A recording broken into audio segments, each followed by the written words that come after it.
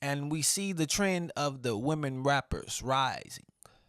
We see them rising in high tide. We see them riding the wave like Johnny Tsunami on a surfboard in Hawaii. We see them riding the wave like someone saying cowabunga in the sewers like a ninja turtle. We see them having fun, acrobatics, martial arts up in this hip hop industry, and I'm no one to deny them. I love when the women are making a case. I love when the women are making their point known. I love a woman that knows how to take charge, that knows how to handle her responsibilities. And JT is none the lesser, right? JT, one half of City Girls, City Cinderella. That's the album. And this album was a good album, right? And why is this a good album, Will? Why do you think that a woman that's only rapping about street, why do you think somebody that's rapping about ratchetness, using men to their advantage, why do you think a woman rapping about sex, rapping about all these things produced a good album? Because on the other hand, we can say that many men in this industry do the same. So it's no different when it's on the other side, but it's just giving you a woman's perspective, a feminine perspective about everything that's going on, right? And so she's talking about her trauma. She's talking about how her dad gave her mom drugs and how that messed up her family. She's giving you some perspective, but still keeping it up tempo, but still keeping it upbeat. She's telling women how to carry themselves as a leader. She's telling women how to handle their business, but still keeping it ratchet, still keeping it hood. She's trying to tell these women how to take advantage of the opportunities that's giving to them. Right? Because she didn't get a Carisha Please YouTube channel out the blue.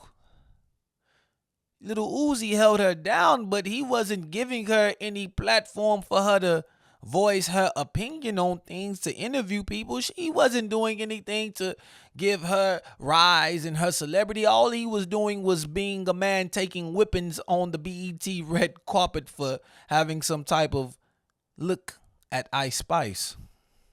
Uzi did nothing other than just provide his rock star flair, his rock star popularity to her name. That's about it. So from this album, she got it out the mud. She had to really dial in, and whoever was in the studio with her, you could tell this was structured. Right? Although the lyricism wasn't there, right? And we don't expect it to be there. I don't think she was ever that type of artist. She was an artist that was going to make you feel good. She was an artist that was going to make ladies feel confident in what they were doing. And I believe she hit that target right on the mark. I believe for her target audience, she over delivered for them. She exceeded the expectations for her targeted market. And not only did she do that, she did what Megan Thee Stallion couldn't do. She was able to relate to the men. She wasn't getting too feminine. She wasn't getting too nasty, too freaky in a woman's perspective where it was more tainted for the men to listen to.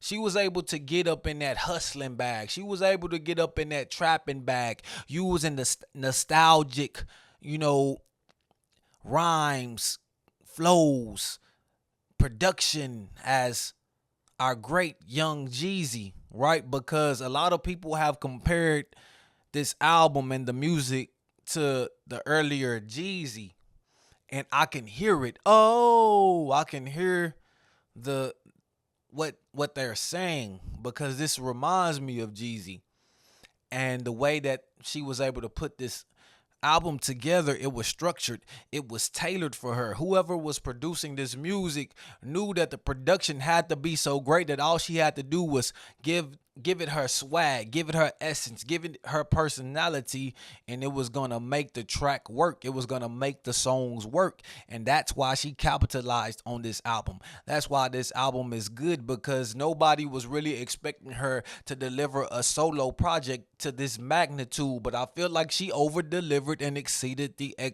expectations because she stayed within her realm, she stayed within her box, she stayed on her lane, didn't try to get too outside of it, didn't try to do too much. But she was given a direction. She was given some guidance when it came to rapping, when it came to structuring these songs, and when it came to that Jeezy imprint influence.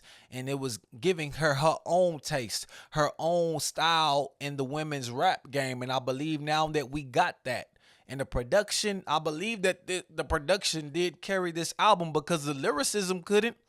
And JT, a pretty black woman, right?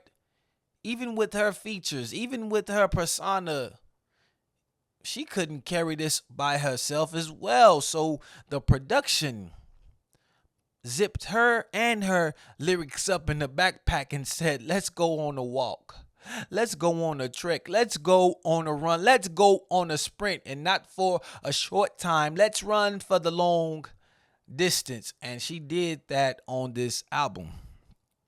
So it wasn't lyrical. But the great thing about it not being too lyrical for a man's perspective is it was not too feminine. So I believe a male can enjoy this. A male can get into this type of album with not feeling too soft, with not feeling too sweet, with not feeling too awkward or uncomfortable about that feminine energy that JT's releasing because it's not overwhelming. It's just enough. Right? And I believe that's what she was able to do on this album. And I hate to put Megan down to uplift her, but this is just a comparison. Megan got too freaky, got way too nasty, got way into her woman bag that outside of women, I don't think that album will be digestible over and over again from a male. But what JT did with this production and what she did with the minimal lyricism that she had, she made it work, and the structure and the plan and the blueprint all fit right where it needed to be for her to deliver. So shout out to the city, Cinderella, JT.